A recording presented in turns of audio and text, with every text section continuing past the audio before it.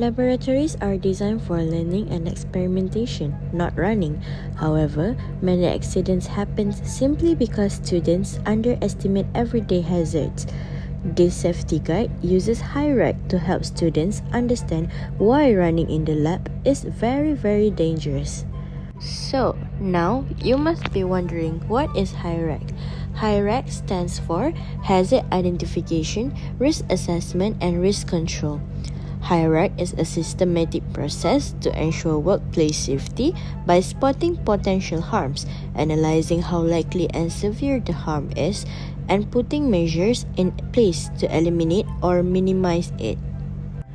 By the end of this video, you'll know how to identify hazards, assess risk, and apply proper control measures in laboratory settings.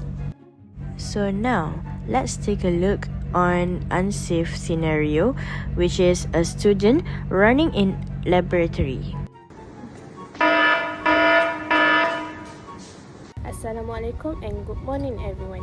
I will start with the first step of HIRARC, which is hazard identification. Hazard identification means recognizing anything in the laboratory that can cause harm, injury or accident. In laboratory, hazards are everywhere, especially when students run. Running may look harmless, but in lab environment, it can turn a normal situation into a dangerous one. Based on this situation, several types of hazard can be identified. First, physical hazard. This includes slippery floor and sharp glassware. When someone runs, they can easily slip, fall, or step on broken glass. Next, chemical hazard. Running can cause chemical to spill, release harmful fumes, or lead to skin and eye exposure. Third, ergonomic hazard. Running increases the risk of collision with others, loss of balance, and improper body movement that can cause injury. Lastly, electrical hazard. Laboratories contain exposed or sensitive electrical equipment. A fall or collision can damage equipment and cause electrical shock. So the important point here is running turns a normal laboratory into a high-risk area. That is why identifying this hazard early is very important to prevent accidents before they happen. Next, let's discuss about risk assessment. In this slide, we have a simple risk matrix that is often used to assess our risk. So, for the likelihood, it is high as students are moving very fast. And for the severity, it is moderate to severe as running can cause cuts, burns, and chemical exposure. When running is involved, even a small spill can cause serious injury. Here are some examples on real consequences that could happen if the student is running.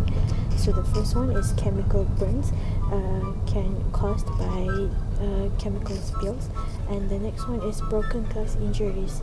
If the student tends to trip and fall and broken any glasses where it could cause broken glass injuries. Next, let's take a look on what should have happened if the student followed the rules. Next, I will explain risk control. Risk control focuses on reducing the chance of accident and minimizing the severity of injuries.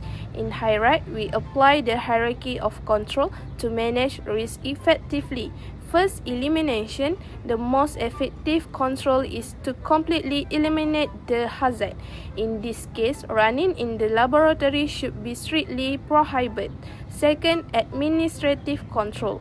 This includes safety briefing before lab session, clearly laboratory rules, and safety poster reminding students not to run.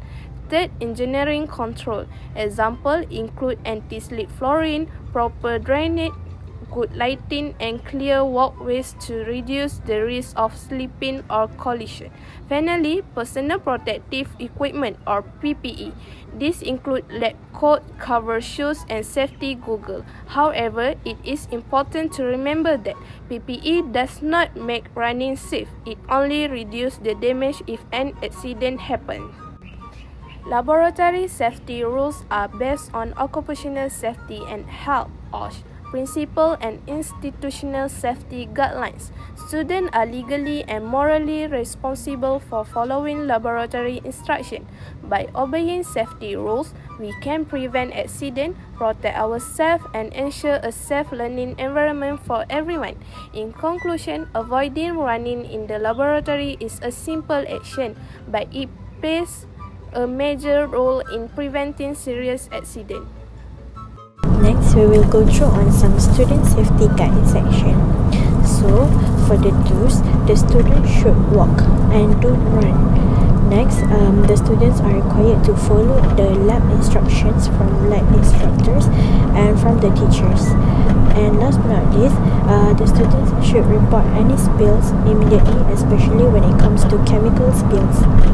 Next, the don'ts that the student should not do in the laboratory is no running, no horseplay, and no rushing experiments. Most lab accidents are preventable if the students follow the lab instructions. As for the conclusion, HIRARC is not only for workplaces, it applies to students too. When you identify hazards, accessories, and control unsafe behavior, you protect yourself and others. Stop running, start thinking, and stay safe.